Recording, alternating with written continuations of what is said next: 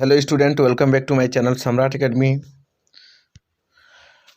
तो hello student, welcome back to my channel Samrat academy. तो student, आज की वीडियो हम डिस्कस करने वाले हैं जो कि लॉन्च हो गया आप लोगों का यूपी बोर्ड मॉडल पेपर 2021-2022। ठीक है, यूपी बोर्ड ने मॉडल पेपर जारी कर दिया है कल ही, आप लोग जानते हैं जैसा कि, और सभी विषयों का हमने मॉडल पेपर आप लोगों को अच्छे तरीके से दिखा दिया। और आज की वीडियो में हम बात करने वाले हैं सामाजिक विज्ञान के मॉडल पेपर के बारे में। ठीक है, कि किस प्रकार के सामाजिक विज्ञान का मॉडल पेपर तैयार किया गया है, उसी के आधार पर अब 2022 में जो एग्जाम होने वाला है आप लोगों का, सेम उसी पैटर्न पर होने वाला है। देखिए, 70 नंबर का पेपर है, 3 घंटे 15 मिनट का टाइम मिलेगा इसे हल करने के लिए। आइए देख लेते हैं सारे क्वेश्चन के बारे में, कैसे क्वेश्चन पूछा गया है। तो पहला देखिए, खंड का में आपको मिलेगा बहुविकल्पीय प्रश्न। खंड का में मिलेगा बहुविकल्पीय प्रश्न। देख लेते हैं बहुविकल्पीय प्रश्न कैसा दिया है। देखिए, पहला प्रश्न बड़ी सिंपल है कि बेल्जियम मॉडल की मुख्य विशेषता क्या है। बेल्जियम मॉडल की मुख्य विशेषता क्या है, इसका पीडीएफ पूरा सलूशन कराने वाला हूँ। कल की वीडियो में आपको सलूशन मिलेगा इसका। बेल्जियम मॉडल की मुख्य समस्या विशेषता क्या है।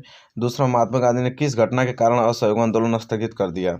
ठीक है, किस घटना के कारण असहयोग आंदोलन स्थगित कर दिया, ये पूछ रहे हैं। ठीक है, वेरी मोस्ट इंपोर्टेंट चोरी चोरा घटना है सब, ये सब प्रश्न आप लोगों को बताया गया है। ठीक है, कल इसका पूरा संपूर्ण आप लोगों को सलूशन मिल जाएगा। ठीक है, प्रश्न देखिए किस प्रकार पूछा गया। 1861 में संयुक्त इटली का शासक कौन था। ठीक है, फिर चौथा, हिंद स्वराज नामक पुस्तक की रचना किसने की थी। ये भी बहुत सिंपल क्वेश्चन करा दिया गया है। जर्मनी का एकीकरण किस युद्ध के बाद पूरा हुआ था। और छठवां है कि भाषाओं को भारतीय संविधान के किस अनुच्छेद में रखा गया है। हमारी भाषाओं को भारतीय संविधान के किस अनुसूची में रखा गया, ये क्वेश्चन है। वेरी मोस्ट इंपोर्टेंट, सारे क्वेश्चन आप लोगों को विद सॉल्यूशन कराए जाएंगे कल। अति लघु उत्तरीय प्रश्न की तरफ चाहिए, 3 ठे दिया है। पहला, गांधी जी द्वारा चलाए गए 2 सत्याग्रह आंदोलन का उल्लेख कीजिए। लोकतांत्रिक शासन क्यों लोकप्रिय माना जाता है, 2 कारण लिखिए। और तीसरा कि भारत को उत्तरीय पूर्वीय सीमा पर स्थित 2 लोकतांत्रिक देशों के नाम लिखना है आप लोगों को। ठीक है, तो 2-2 नंबर, यहाँ से 6 नंबर आपका तैयार हो जाएगा। अति लघु उत्तरीय से 6 मार्क्स। ठीक है, इसके बाद आता है लघु उत्तरीय। क्या आता है लघु उत्तरीय। लघु उत्तरीय देख लेते हैं। लघु उत्तरीय में 2 प्रश्न दिया हुआ है। ठीक है, एक 10वां एक 11वां, दोनों में अथवा बना के दिया है। जैसे मरियान और जर्मेनिया कौन थी, उनको चित्रित करने का क्या उद्देश्य था। अगर ये प्रश्न आ रहा है तो कर दीजिए, अगर एक ही प्रश्न करते हैं 3 और मिल जाएगा। ठीक है, या तो ये प्रश्न नहीं आ रहा तो ये वाला प्रश्न कर दीजिए कि रॉलेट एक्ट क्या था और गांधी जी ने इस एक्ट का विरोध किस प्रकार किया। ठीक है, तो यहाँ से 3 नंबर आपको मिल जाएगा, दोनों में से कोई एक करेंगे। ठीक है, 3 नंबर मिल जाएगा। इसके बाद प्रश्न नंबर 11, वर्तमान लोकतांत्रिक व्यवस्था की 3 चुनौतियों का उल्लेख कीजिए। अगर ये आता है तो ये कर दीजिए। या तो लोकतंत्र में उत्तरदायी शासन एवं पारदर्शिता आवश्यक है, इसके पक्ष में अपना मत स्पष्ट कीजिए, ये कर दीजिए। दोनों में से एक ही करना है। ठीक है, दोनों में से, जैसे 10वां है तो 10वां में 2 है, दोनों में से एक कर देना। 11वां में 2 है, 2 में से एक, यहाँ से 6 नंबर आपको तैयार हो जाएगा। इसके बाद दीर्घ उत्तरीय प्रश्न के बारे में डिस्कस कर लेते हैं। दीर्घ उत्तरीय प्रश्न पहला दिया है, अंतर्राष्ट्रीय आर्थिक विनिमयों में 3 तरह की गतियों का प्रवाहों का उल्लेख कीजिए। अपने उत्तर की पुष्टि हेतु उपयुक्त उदाहरण भी दीजिए। और या तो यह प्रश्न कर लीजिए, प्रथम विश्व युद्ध के बाद आई आर्थिक महामंदी का क्या कारण था। किन्हीं 2 प्रभावों का क्या करना है, उल्लेख करना है आप लोगों को। ठीक है, इसके बाद प्रश्न नंबर 13, सत्ता की साझेदारी क्या सत्ता की साझेदारी का क्या अर्थ है, यह क्यों आवश्यक है, किन्हीं 2 कारणों का उल्लेख कीजिए। या तो आप ये प्रश्न के उत्तर जैसे संघवाद का क्या अर्थ है, संघीय प्रणाली की किन्हीं 3 विशेषताओं का उल्लेख कीजिए। ठीक है, 6 नंबर का प्रश्न यहाँ से बन जाता है। 6 मार्क्स का प्रश्न यहाँ से तैयार हो जाएगा आपका। ठीक है, इसके बाद आइए मानचित्र संबंधित देखिए, निम्नलिखित स्थानों को भारत और रेखा चित्रों में बिंदु चिन्हित द्वारा सही दर्शाइए, सही नाम व उसका अंकन कीजिए। जैसे पहला, वह स्थान जहाँ जलियांवाला बाग हत्याकांड हुआ था। वह स्थान जहाँ से गांधी जी ने नमक बनाना प्रारंभ किया था।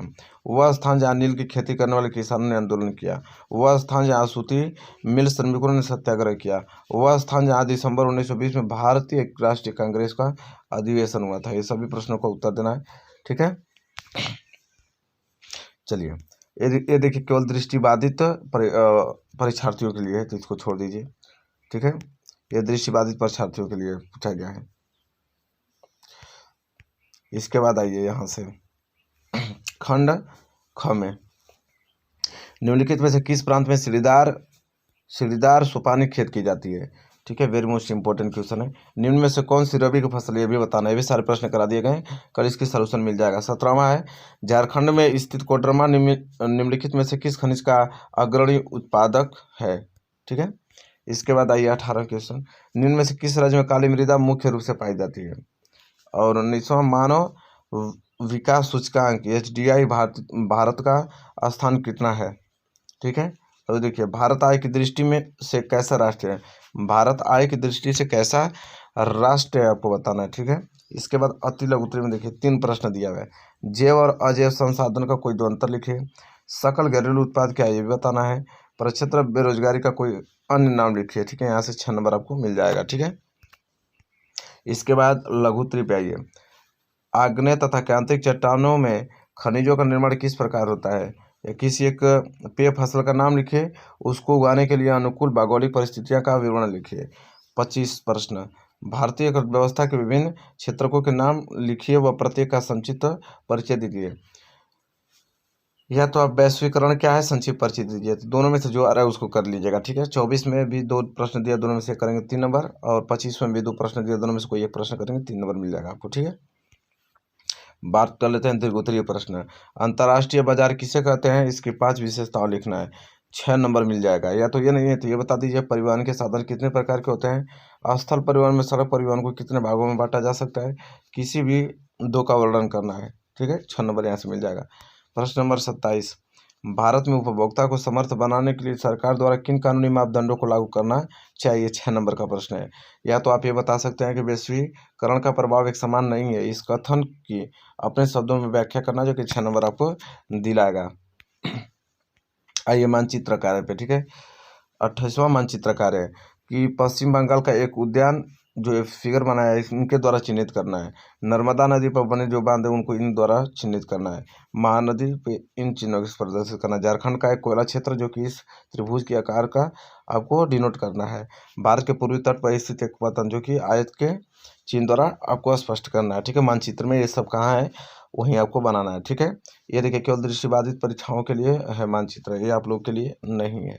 ठीक है, तो यहाँ तक आप लोगों का पेपर खत्म होता हुआ ये है सामाजिक विज्ञान का पेपर। ठीक है, और कल इसका संपूर्ण सलूशन आप लोगों को मिल जाएगा, सलूशन सब कुछ सलूशन देखने को मिलेगा, और अच्छे से नोट करके याद कर लीजिएगा। और बोर्ड एग्जाम 2022 की तैयारी अच्छे से कीजिए। हमारे चैनल पर लगातार हर एक सब्जेक्ट की very very most important question daily provide होता है, बस उसको आपको देखते चलना है। ठीक है, ताकि आप अच्छा स्कोर कर पाए। चलिए मिलेंगे आपसे नेक्स्ट वीडियो में, और इसका सलूशन कल आप लोगों को मिल जाएगा।